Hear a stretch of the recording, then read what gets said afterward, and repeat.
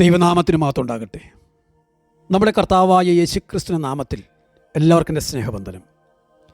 യുഗങ്ങളിലൂടെ ക്രിസ്തു ഭാഗം 19.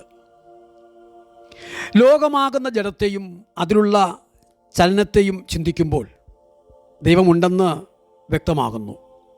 ജഡം നിത്യമായും സ്വയമായും സ്ഥിതി ചെയ്യുന്നെന്നോ അഥവാ അത് മറ്റൊരു വസ്തുവിനാൽ നിർമ്മിക്കപ്പെട്ടതെന്നോ പറയണം.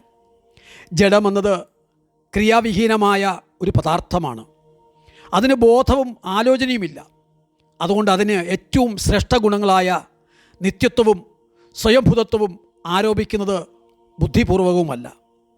ജഡം ആദിയിൽ മറ്റൊരു വസ്തുവിനാൽ നിർമ്മിക്കപ്പെട്ടതാണെന്ന് പറയുകയാണെങ്കിൽ ആ വസ്തുവാണ് ദൈവമെന്ന് മാത്രമല്ല, ചലനം ജഡത്തിൻ്റെ സ്വാഭാവിക ഗുണമാണെന്നോ അല്ലെങ്കിൽ ആരോ ജഡത്തിന് നൽകിയതാണെന്നോ നമുക്ക് പറയേണ്ടി വരും. ചലനം ജഡത്തിൻ്റെ സ്വാഭാവിക ഗുണമാണെന്ന് ബുദ്ധിയുള്ളവർ പറയുകയുമില്ല. ജഡം തന്നെത്താൻ ചലിപ്പിക്കുന്നതിന് ശക്തമല്ലാതിരിക്കെ അതും മറ്റൊന്നിനെ ചലിപ്പിക്കുന്നതെങ്ങനെ? അതും സാധ്യമല്ല. അതുകൊണ്ട് നിശ്ചയമായിട്ടും ഇതിനെ മറ്റൊരു വസ്തു തന്നെ ചലിപ്പിക്കേണ്ടിയിരിക്കുന്നു.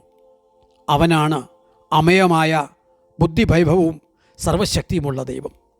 നമ്മുടെ ശരീരത്തിൽ നിവസിക്കുന്ന വിസ്മയനീയമായ ആത്മാവിൻ്റെ തത്വങ്ങളെക്കുറിച്ച് ചിന്തിക്കുമ്പോഴും ദൈവമുണ്ടെന്ന് അവ വ്യക്തമാക്കുന്നു.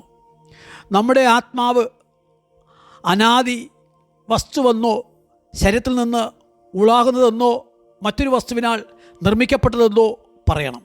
ഇവയിൽ ആത്മാവ് അനാദി വസ്തുവാണെന്ന് ചിലർ പറയുന്നുണ്ടെങ്കിലും ബുദ്ധിമാന്മാർ അങ്ങനെ പറയുവാൻ ഇടയില്ല. അതിന് ആദിയുണ്ടെന്ന് സ്പഷ്ടമാണ്. അതുപോലെ ആത്മാവ് ശരീരത്തിൽ നിന്നുണ്ടാകുക സാധ്യമല്ല.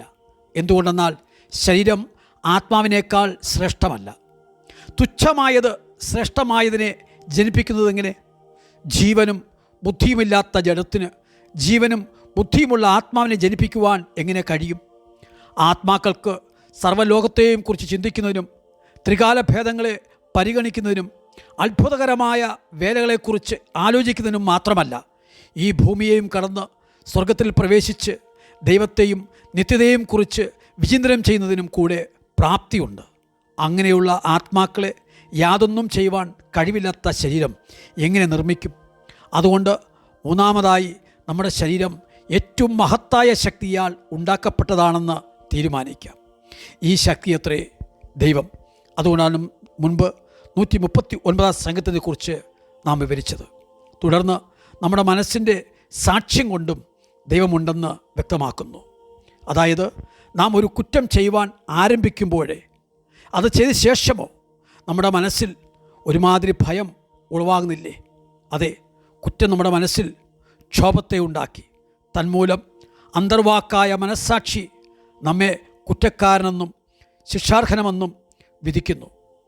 നോക്കൂ, താൻ കുറ്റം തന്നെ ചെയ്തു എന്ന ആ നിലയിൽ പശ്ചാത്തപിക്കുന്നു. അതുകൊണ്ട് തന്നെ ദൈവമുണ്ടെന്നുള്ളതിന് അതൊരു സാക്ഷ്യവുമാണ്. ദൈവമില്ലെങ്കിൽ കുറ്റത്തെ ഭയപ്പെടേണ്ട ആവശ്യമില്ലല്ലോ. അതുപോലെ ലോകത്തിലെ സർവ്വജനങ്ങൾക്കും ഈശ്വരാസ്തിക്യം സ്വീകാര്യമാകയാൽ ദൈവമുണ്ടെന്നുള്ളതിന് സ്വാഭാവികമായ തെളിവ് തന്നെയാണ്. ഭൂമിയിലെ സർവ്വമനുഷ്യരും വിവിധങ്ങളായ ആചാരവിശ്വാസമുള്ളവരാണെന്ന് വരികിലും ദൈവമുണ്ട് എന്നുള്ള പ്രമാണത്തെ എല്ലാവരും അംഗീകരിക്കുന്നു. ഭൂമിയിൽ ചില ഭാഗങ്ങളിൽ വിദ്യാഭ്യാസവും വിവേകവുമില്ലാത്ത ജനങ്ങളുമുണ്ട്. എന്നാൽ ദൈവമില്ല എന്ന് പറഞ്ഞ ജനം എങ്ങുമില്ല.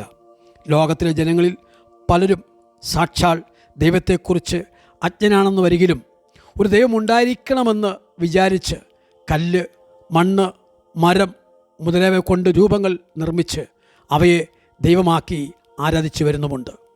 മനുഷ്യജാതിയുടെ ഈ ആഗ്രഹം, വിശ്വാസം കേവലം അടിസ്ഥാനമില്ലാതായിരിക്കുമോ?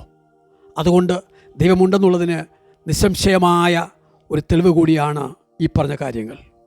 ഒന്നാമത് അവൻ്റെ നാമങ്ങളെക്കുറിച്ചും, രണ്ടാമത് അവൻ്റെ പ്രവൃത്തികളെക്കുറിച്ചും, മൂന്നാമത് അവൻ്റെ ലക്ഷ്യങ്ങളെക്കുറിച്ചും വ്യക്തമായി വേദവാക്യങ്ങൾ നമുക്ക് കാണിച്ചു തരുന്നു. തുടർന്ന് അടുത്ത ഭാഗത്തേക്ക് വരാം. ദൈവം അനുഗ്രഹിക്കട്ടെ.